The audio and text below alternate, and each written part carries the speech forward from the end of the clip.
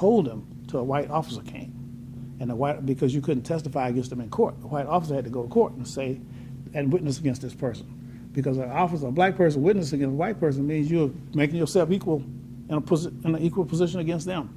And they would not allow that, and even in law enforcement, in institutions like law enforcement. So it was a system that was set up to make us look bad and make us feel bad. All that stuff gets turned over when African Americans get elected to office. Now we're on the jury now because we can vote and we're in the jury pool, and we also are part of the law enforcement system, the prosecutors and the judges and stuff like that. And that's what changed the South. The South didn't change because people got religion and started loving black people. They changed because you look out at the Mississippi Delta and the Southwest Georgia now, you see all them African American mayors and police chiefs and people like that. And you can't burn anybody's house down now and get away with it. Somebody comes to see you now if you go burn somebody's house down. You know, in the old days you could do it and brag about it over the dinner table. Yeah, that's right, I killed me 2 or 3 black people last night. Can't do that anymore. Somebody come see you. All right, then, are you familiar with the Atlanta Inquirer? Yeah. Okay, good. All right, so enjoy your bond edited for a moment. Tell me how important it was as an intra-informational tool. Yeah, there were some things about Atlanta that were really very, very, very important. And one of them I mentioned before. We were able to organize. This was, I think, part of the wisdom of the Atlanta Civil Rights Movement, to organize the black middle class to work along with us. Because, there are all kinds of schisms in the black community. We have light-skinned blacks against dark-skinned blacks, and so we had to start talking about black is beautiful, so to get past all of that. But the Atlanta also had some good newspapers because the city was just big enough, so you could have some of the leading newspapers in the South in Atlanta, and Julian Bond and Holman, Carl Holman. I think Holman was actually working in the newspaper before we started, and then Julian, because he was such a good journalist, could write well and had the quick wit about him. Went over to volunteer. We started out with trying to do our own little newspaper, the Atlanta Voice, I believe it was. We were cranking it out on a little newspaper in the back, and then Julian got hooked up with Carl Holman, who was trying to save the Atlanta Inquirer, which really didn't have much of a circulation base at that time, and so it became like the movement newspaper. And primarily because Julian went over there and started writing for it. He didn't have any money to pay the writer, so Julian became the staff writer at the newspaper. And Julian was writing about the Atlanta movement and about the Georgia movements mostly. Not just Atlanta, but Albany and those areas in the south of Atlanta and all these little towns around there. Because they all started once we started in Atlanta, they started doing stuff in all these other little towns. So and getting the message out through the newspaper was real important to us. SNCC would replicate this model later on because we had affiliation with white college groups. We had some of those in Atlanta. We had Shorter College in North Georgia, where students came down, and we had some. We actually went to the University of Georgia when Charlotte Holmes and was over there. Charlene and Hamilton Holmes were there. Charlene Hunter and Hamilton Holmes were there. We sent some people over there and sort of met with people at the Methodist House trying to make some kind of relationship with these people there. But we had SNCC was able to do more with northern college campuses where each civil rights worker like myself was assigned to a northern college campus. So we had a Friends of SNCC on the white college campus. At one point later on in 1964, we brought 1,000 of these young white kids to Mississippi as part of our Friends of SNCC organization. To Mississippi for summer, we just brought that issue to a head down there by bringing 1,000 white people to Mississippi was like waving a red flag in front of a bull. But we brought them there because we knew that the white community, which was so violently racist and so outlandish about treatment of African Americans and trying to keep blacks and whites from ever circulating together or working together, riding around in cars together, they would arrest you.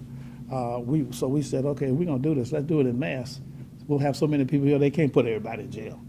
And so they greeted us, as I said before, in 1964 by killing Swinton, Goodman, and Cheney, one black person, Cheney, and 2 white people.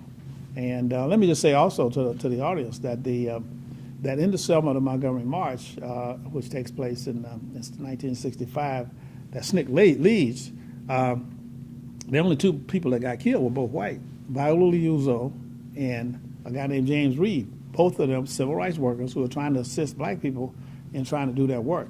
And I want to make this point here that the violence that existed against African Americans was not just violence against us. It was also against any white person that tried to help us, and local whites too, not just outsiders, but local whites too. So this is one of the ways they kept this system going, and the local people, white people, who were in these communities, they knew who the Klans people were, and these Klan people's members talked about their accomplishments. They wore their misdeeds as a badge of honor. They talked about it around the dinner table, that they had bombed somebody's house or killed somebody and stuff. And as a matter of fact, the guy Byron D. LeBeck within Mississippi, who was finally convicted for killing Medgar Evers, he was convicted because his great-granddaughter said she got tired of him bragging about it at the dinner table.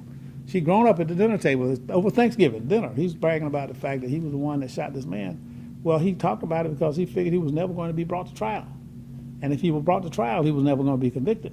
So he had immunity against prosecution because of the color of his skin and because of the way racism worked against black people in these towns. And I want to point that out because I think most people would say, well, you know, if you were a college student already, you were already the most educated person in your family, you were already headed, you were in a good school, you were already headed to the middle class, why are you out here risking your life and your career?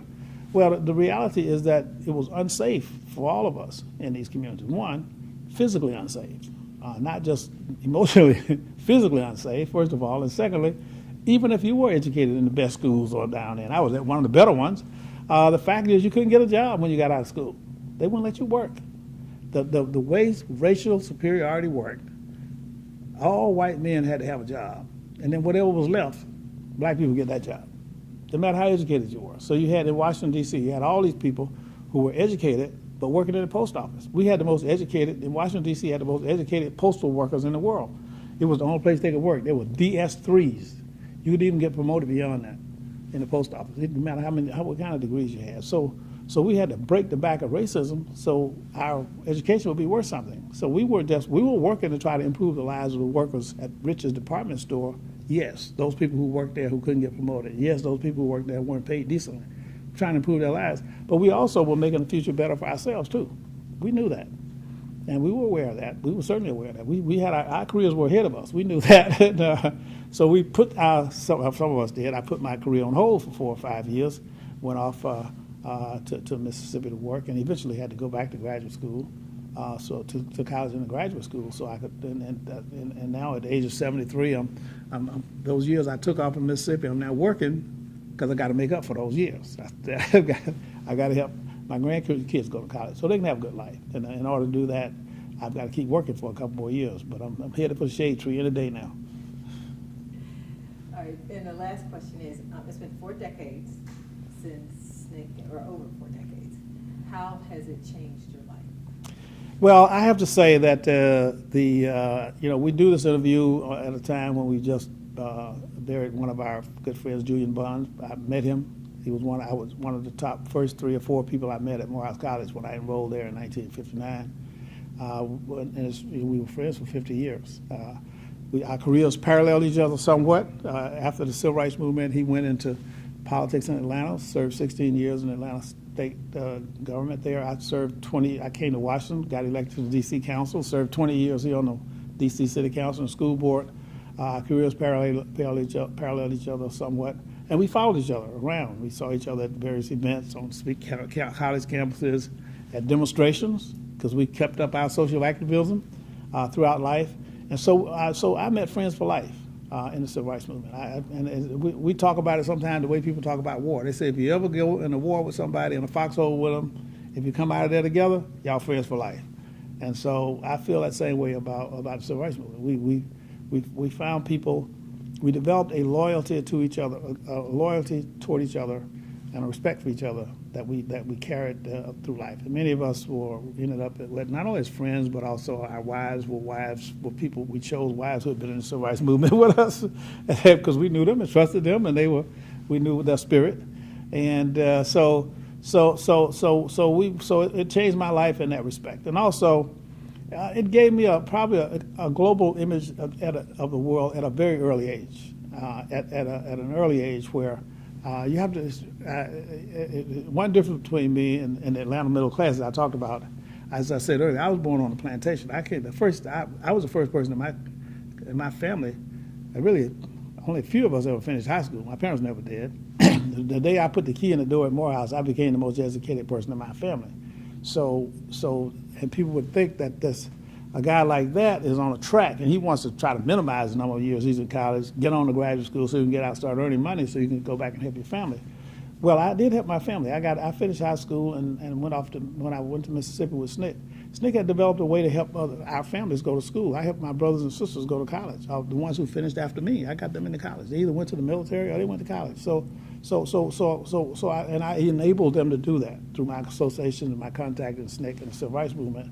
So it not only helped me personally, but I was able to help my brothers and my sisters and others who came after me, who because of my inspiration, really were inspired themselves, and because of my expectations, they expected to do well when they finished. They expected they either had to do something with their life, had to either go to college or go to the military. They couldn't just hang around the pool room in the cotton fields of Newnan, Georgia. They had to do something with their lives, and so SNCC not only changed my life, but it helped my family, and it helped us to do things that made life better for all of us. And that success continues today. And so I would say that for young people now who are looking to find out, and I frankly hope every young person can find their cause early in their life, because this is the way you add purpose to your life. This is the way, if you ask yourself, well, how do we get the next generation of people to take on these problems of Black Lives Matter and these problems of unemployment, high unemployment, the problem of high incarceration rates in the African American community, this problem of teenage births, teenage kids still having births this late, having children. How do we work at those problems and make life better for more of our people? That leadership has to come from young people. It has to come from people who have the same daring, resourceful,